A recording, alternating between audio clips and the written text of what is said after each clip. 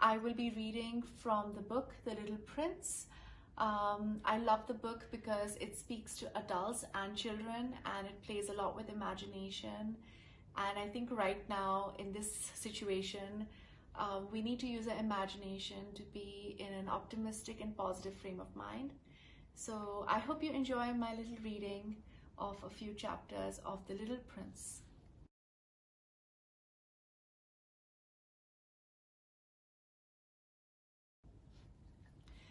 The Little Prince by Antoine de Saint-Exupéry. Once, when I was 6 years old, I saw a magnificent picture in a book called True Stories from Nature about the primeval forest. It was a picture of a boa constrictor in the act of swallowing an animal. Here is a copy of the drawing. In the book it said, boa constrictors swallow their prey whole without chewing it. After that, they are not able to move and they sleep through the 6 months that they need for digestion. I pondered deeply. Then, over the adventures of the jungle, and after some work with a colored pencil, I succeeded in making my first drawing. My drawing number 1. It looked something like this.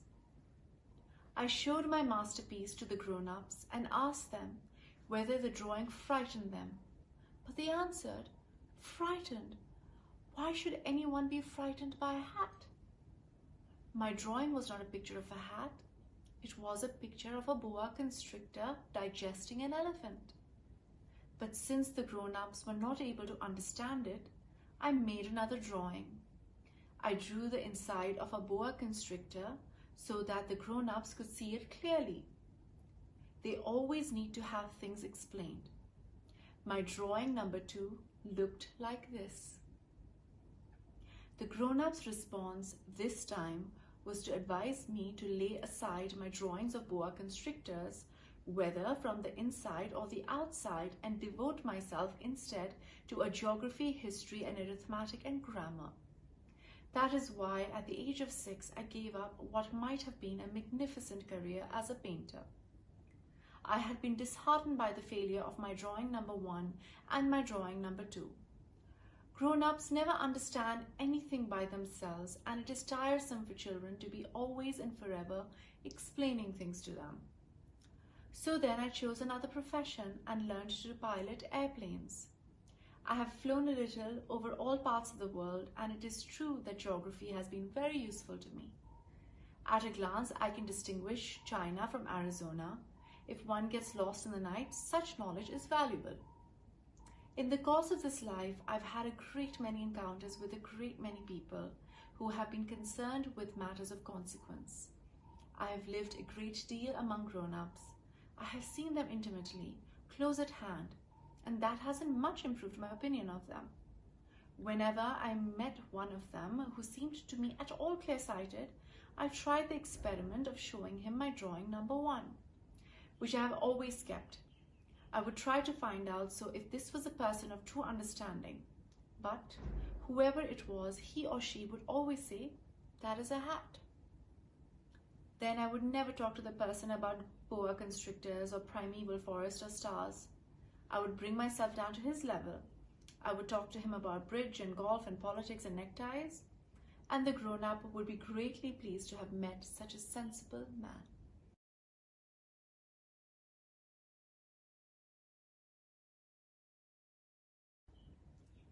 So I lived my life alone without anyone that I could really talk to, until I had an accident with my plane in the desert of Sahara 6 years ago. Something was broken in my engine, and as I had with me neither a mechanic nor any passengers, I set myself to attempt the difficult repairs all alone. It was a question of life or death for me. I had scarcely enough drinking water to last a week. The first night, then, I went to sleep on the sand 1,000 miles from any human habitation. I was more isolated than a shipwrecked sailor on a raft in the middle of the ocean. Thus, you can imagine my amazement at sunrise when I was awakened by an odd little voice. It said, you please, draw me a sheep." "What? Draw me a sheep?" I jumped to my feet, completely thunderstruck. I blinked my eyes hard. I looked carefully all around me, and I saw a most extraordinary small person who stood there examining me with great seriousness. Here you may see the best portrait that later I was able to make of him. But my drawing is certainly very much less charming than its model. That, however, is not my fault. The grown-ups discouraged me in my painter's career when I was 6 years old. I never learned to draw anything except do boas from the outside and boas from the inside. Now I stared at this sudden apparition with my eyes fairly starting out of my head in astonishment. Remember, I had crashed in the desert 1,000 miles from any inhabited region. And yet my little man seemed neither to be straying uncertainly among the sands, nor to be fainting from fatigue or hunger or thirst or fear. Nothing about him gave any suggestion of a child lost in the middle of the desert, 1,000 miles from any human habitation.